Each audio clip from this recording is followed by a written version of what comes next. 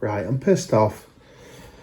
Yet again, I've come back from selling a gaming PC, and yet again, it's to a bloke that's bought one off Amazon.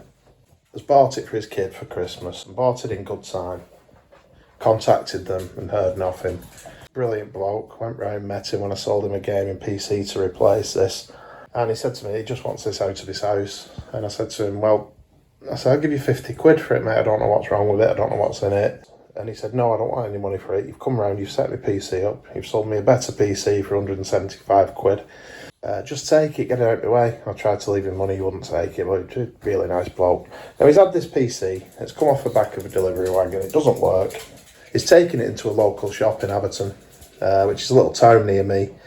And it's one of these types of shops where, you know, the type on a high street in a little town where they'll take your mobile phone off you and fix your screen for 30 quid and you get it back and it'll never work properly again. And they pop up all over the show, these experts that will fix things for you. And they've not done anything to it, they've just took it off him, stuck it on the shelf somewhere and left him sweating for 5 weeks. What we're going to do is we're going to get into looking at this and see what we've got.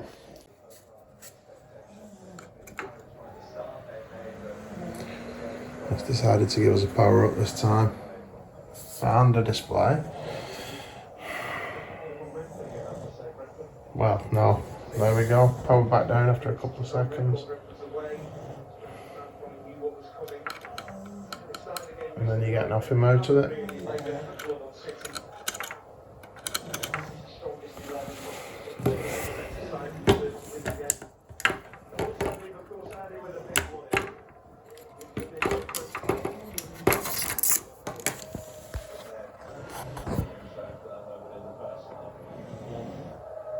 No, it's not difficult if you're a PC shop as well. I'm looking at it from you as well. You've had it for 5 weeks. It's not difficult to get to this point. I've sold 2 PCs tonight while I've been working on it. I must have been working on it for a total of 25 minutes to get to this point in between doing the other bits that I needed to do. It's not a difficult thing. If you take a computer off someone and say you're going to fix it or at least have a look at it, then just have a look at it. You should have got the bloke a new board off eBay for 30 quid. You'd at least got him running. So as well as ripping people off as well, I've opened it up. It looks like amongst the masses of thermal paste, they don't even know how to put a CPU in without bending the pins. So we're going to give that a go at straightening those out, see if that's causing our problems or if it's not. But to me, maybe, who knows. But it's the basics that we're not even getting right, and that's unacceptable. Unfortunately, that repair didn't work, so we're still stuck with a PC that's not working. So I think what we're looking at here is a dead motherboard and this absolute piece of shit PC that ASC Technology are putting together and selling to people on Amazon. It's absolutely disgraceful. From the shite AliExpress power supply they're putting into the shite AliExpress motherboard that they seem to be using, from the i3 stock cooler that they're using, that ones that they give out with i5s and i7s, that's the i3 one that's tiny, and they've put an i7 3770 in there with it, and it's just shite. Turns on when it wants, works once, and that's your lot. Strips obviously back naked here, so there's nothing else on the board other than an old dodgy power supply. But I wanted to eliminate the power supply that they sent it with, make sure it wasn't that. It's been sold to someone for Christmas. To a 9-year-old kid. And here are the people in question, ASC Technology Limited. And as you can see, it's not a one-off event. If you Google them, you'll find reviews from people saying the same thing. So, given that to make this motherboard run all the time, sometimes it wants you to power up from the normal power button, and when that doesn't start, it needs you to reset the BIOS. And I thought we could get away with just connecting the front power cable onto the BIOS reset, and then we could just turn it on and off that way. But very occasionally, for some reason, it wants you to start it from here, back to the original power button. So what I've come up with is, if we pop a power switch connector onto the power on, power switch connector onto the BIOS reset jumper, and we jump those together, and what we should be able to do is shut it down,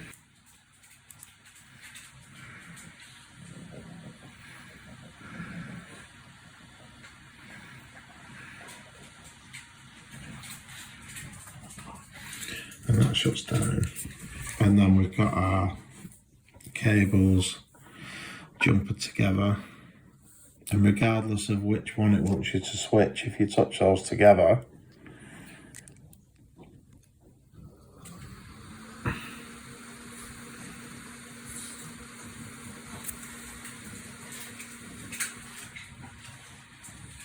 then it will always power up where it wants you to switch. The front panel, normal, power on and off, or it needs you to reset the BIOS.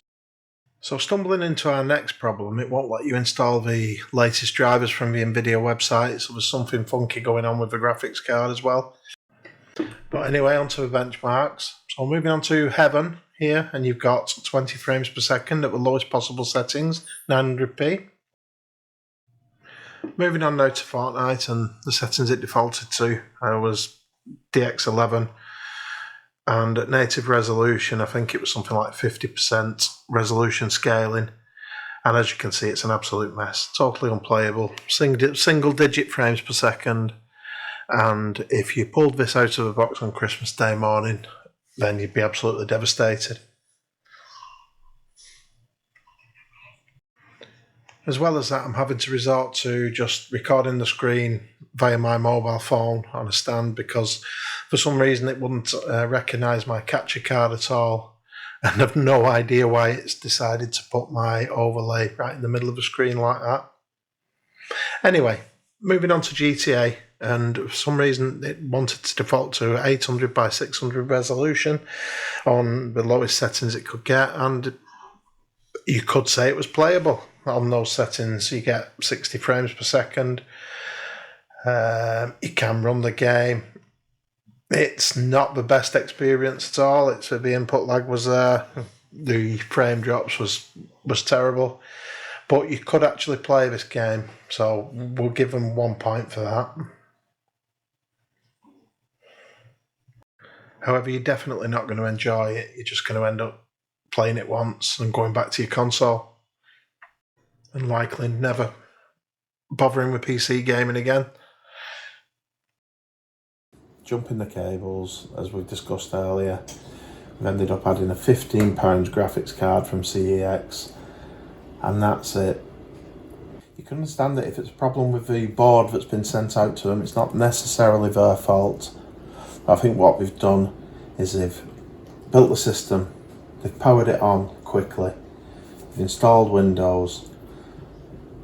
Let's give them the benefit of the doubt and say they've installed Windows and they've allowed Windows to auto-update, which has put the driver on for this graphics card itself, and then they've turned it off and put it in a box and sent it out.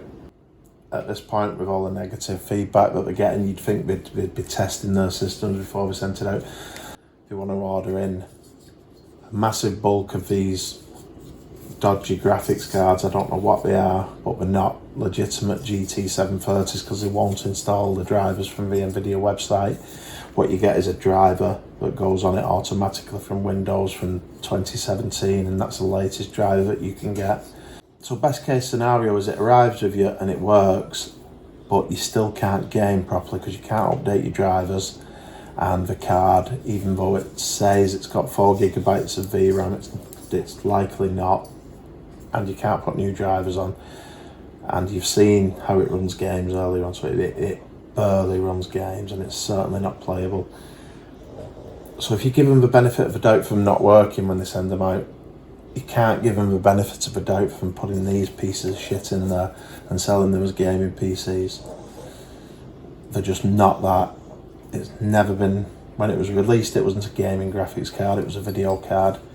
that could in its time run games. It certainly can't be read in 2025. So they are scamming people. I really don't know if you can sleep at night knowing that they're selling these, and all the reviews, which we must see on the website, are saying, I bought this for my kid's birthday, I bought this for my kid's Christmas, I bought this for whatever, for my child, and it doesn't work. And yet they continue, they don't care. And that is utterly disgusting. So let's see what it does now when you move on to putting in a 15 quid graphics card from CEX, an R9 270X. You can pick them up now for £15, you can drop that in. The power supply they sent it out with does allow that. It did have 2 6-pins on it. How long that lasts, we don't know, because the power supply looks as poor as the rest of the system, if I'm being honest. But it does allow that, so here we go. Let's see how it runs. And you can already see on Heaven here, you're getting 170, 200 frames per second, where it was getting 20 frames per second. It's now running it, again at the same settings, but it's running it well. Moving on to Fortnite, and the only thing I did was I upped the resolution scaling, and I put it to its native 900p, and again the difference was unbelievable. It played the game well. You could actually land, you could actually get kills. It was an okay experience. Once again, most kids are buying these gaming PCs because all their friends have got one and they suddenly want one, but the parents can't really afford it, so they go for a low-end system like this. And they're moving from probably a next-gen console onto this, and they're going to look at the visuals on it and they're going to think, well, this is terrible compared to what I'm used to. And again, it's going to be something else that puts them off playing on a PC. But that's all the parents can afford. The least you can do is you can make sure that it'll actually run the games that you state it will run, and here it will. It runs it fine. It's a playable experience. Even with my poor gameplay, you can get kills. So yeah, it's now a usable system. And this is the other problem with these PCs. The parents get them, they don't run properly, so they go online for advice, and they get the usual people out there of PC gamers who give it, oh, that's e-waste, you're never going to run anything on that, throw it in the bin. And they're just as bad as the people that are selling it, because they're not giving them any critical advice on how to fix it and how to get it running things. They're just saying, throw it in the bin, and the parents can't afford to throw it in the bin. So you're just as bad. You're offering them totally pointless advice, false advice, and they're going to end up turfing out a PC that they could get to run the games that they bought it to run. Not brilliantly, but it will do it. And they're stuck in a loop. You're making them feel worthless. They bought a worthless thing for the child for Christmas. Just offer some sensible advice. Anyway, that's that little rant over with. So now moving on to GTA 5, and as you can see, running on the same settings, just normal settings all the way through, but we did up the resolution to 900p native settings, and again, the difference in just dropping a £15 graphics card in there was unbelievable. The game was completely playable, it ran well, it looked well. It's an old game, it's easy to run. You're getting 104 frames, average, 1% low of 75 frames per second, perfectly playable. But again, online I've seen people telling people, oh, you'll never get that to run GTA 5. I've spent 15 quid on it, it's running it, there's the evidence. So closing out this video, there's going to be hundreds of people, literally hundreds of people that have bought these PCs for Christmas and they're struggling. And the kids are thinking, what the hell is this? They're never going to game on a PC again. So if you could like, share, do whatever you can do to get this video out there, that'd be great. Hopefully it might help one or two of them understand that there is a way out of it and that they can get it to run games. But it is what it is. There are these people out there that don't care. So until the next video, I thank you for watching, and please like and share this video.